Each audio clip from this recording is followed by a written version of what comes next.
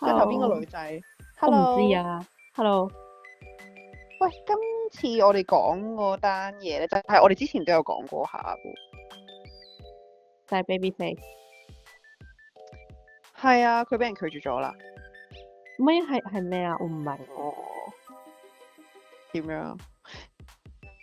即係而家有個新節目就係咧，就話要追到嗰幾位女神咁樣。係啦，即係類似一個相睇節目咁樣啦。咁就又請翻Babyface 同埋佢之前追嘅嗰位Maggie 啦。東張 Maggie 係啦。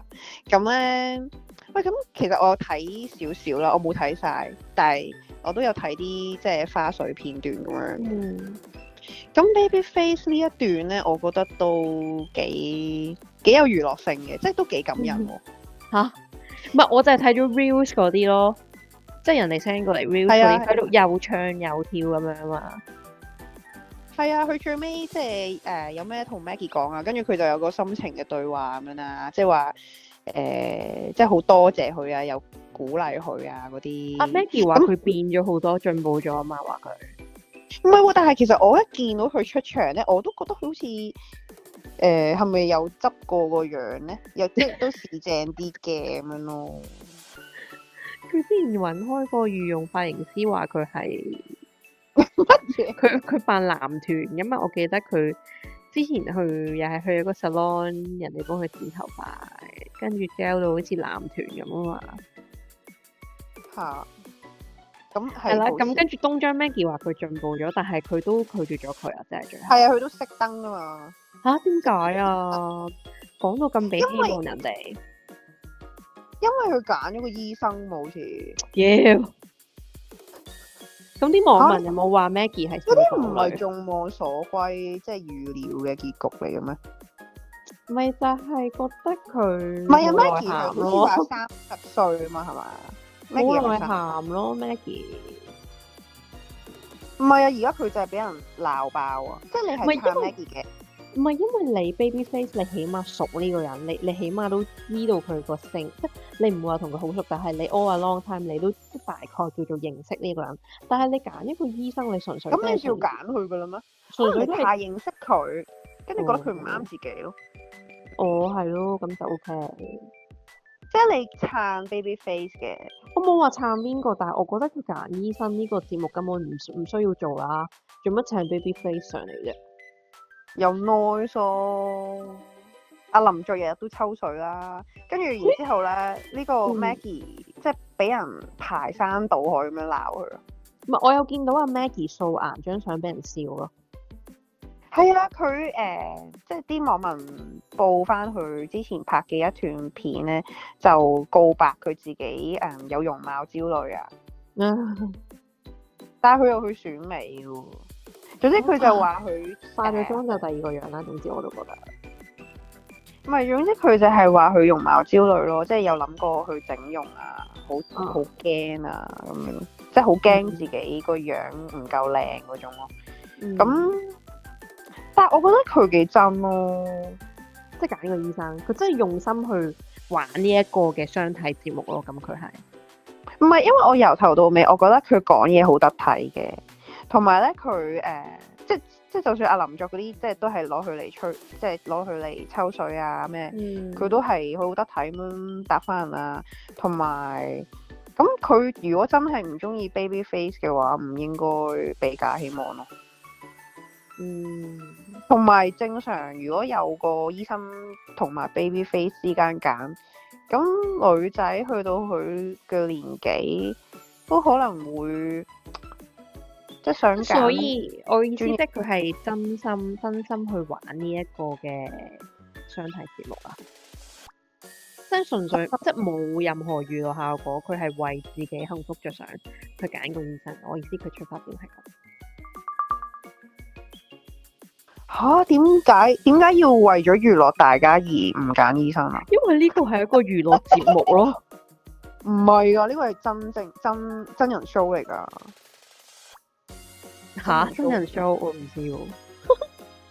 你之前嗰啲咩 Love is Blind 啊，嗰啲人唔結婚即係未見過面就要結婚。咁但係 Love is Blind 嗰啲，即係純粹係路人素人，但係佢係 artist 嚟喎，即係我覺得佢唔係啊，佢個節目嗰幾個女神都係 artist 嚟嘅喎，即係都係佢啲嗰個台嘅。係咯，即係做媒咯，成件事做媒，咁點解你唔揀 Babyface 啫？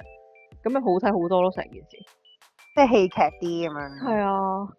咁但係你唔知道 Babyface 係咪真心噶嘛？即係如果係，即係佢就話假，即係白做戲啫。但係 Babyface 唔會。唔係大家都係演藝人啫。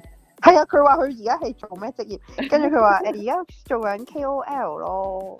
哦，都正常啫，佢咁登下台咁樣啊。唱歌咪好難聽嘅。跟住啲人話佢真係搞笑啊！明明係東張嘅苦主，而家無啦啦變咗做明星，好多都係㗎啦。即係我記得唔係喎，阿何太咪咯，係嘛？何太咪東張，佢係咪佢都做過 KOL 啊？佢係初頭係咪東張嘅扮苦主咯，扮自己苦主。可伯先係啊，可伯係佢啲仔女啊嘛，係咯，因為東張而紅咗嘅 KOL 應該係嘛？其實都有幾多個因為東張而紅嘅 KOL。咁但係咧，我有睇另一 pair 嘅，咁咧嗰個女仔好似叫葉倩文咯，跟住嗰個男仔咧，佢有3個男仔揀咗嘅，咁就唔知點解3個要圍住佢一個喺度傾偈咁樣啦。跟住咧，其中有一個咧都係嗰啲咩愛回家嗰啲咯，我估係，即係嗰啲又係嗰啲佢哋嗰啲藝人嚟嘅。咁咧佢哋即係雖然話做 show 啦，但係佢哋好真喎，即係可能搞 gag 啊，氹下佢開心啊，即係好 sweet 嗰啲咯。我想咬。即係佢講傾偈咧，係會傾到面紅嗰啲喎，即係我覺得好真。咩事啊？我覺得唔似做戲啊，即係我覺得唔似扮出嚟咯。即係如果你話呢套係一套，咁佢哋咪冇尊重自己係藝人嘅身份咯。但係佢哋而家係上緊一個節目啊嘛，真人節目。即係想扮人哋外國嗰啲 reality show。咩啊？我覺得有少少似韓國嗰啲咯。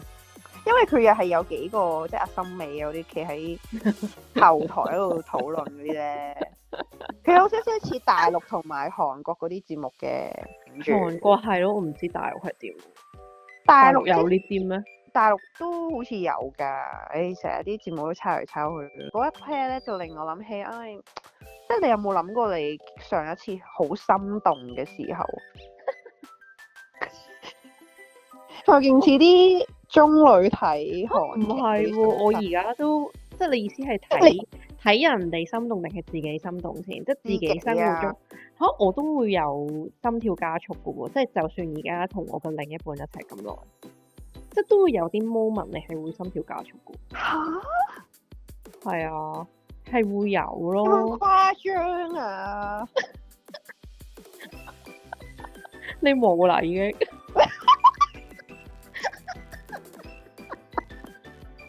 我會有嘅喎，我覺得你係咪嗰啲酗酒啊？你成日去飲嗰啲燒酒嗰啲啊？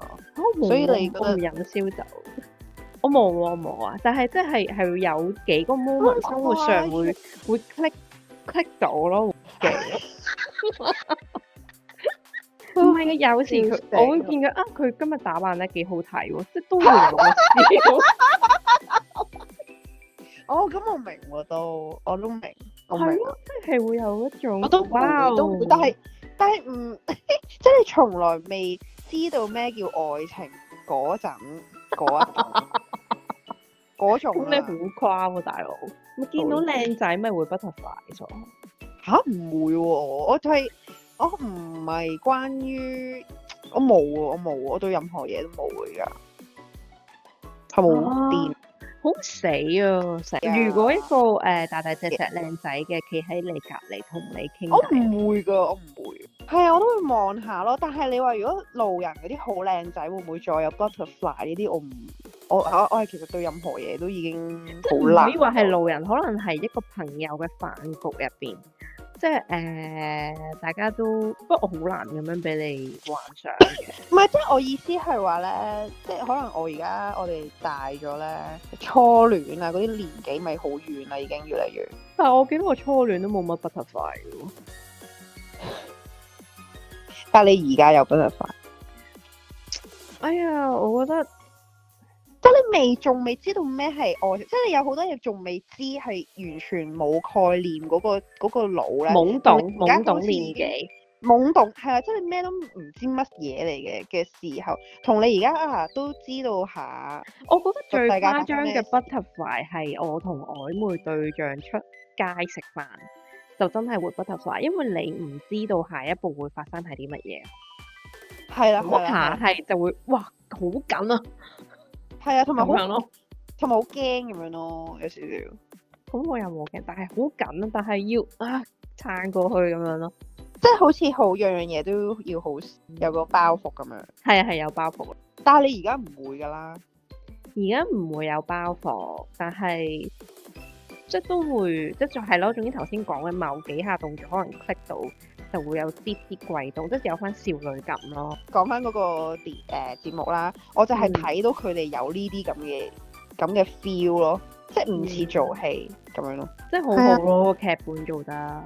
唔係，即係我覺得如果佢要拍一套劇啊，即係今時今日電視劇好難好睇㗎啦，即係我覺得。但係如果睇電視，即係如果睇電視，即係高糖分嗰啲電視劇咧，我係一定要男女主角都好好睇，我先至可以投入到咯。即係如果你話 Babyface 呢啲，即係只可以當娛樂咯，笑下咁。係咯係咯。唔係而家呢個世代，我揾唔到啊！我揾唔到一個明星，我係咁咪冇咯。會冇誇張咁樣講，好誇張。冇咪冇咯。拜拜。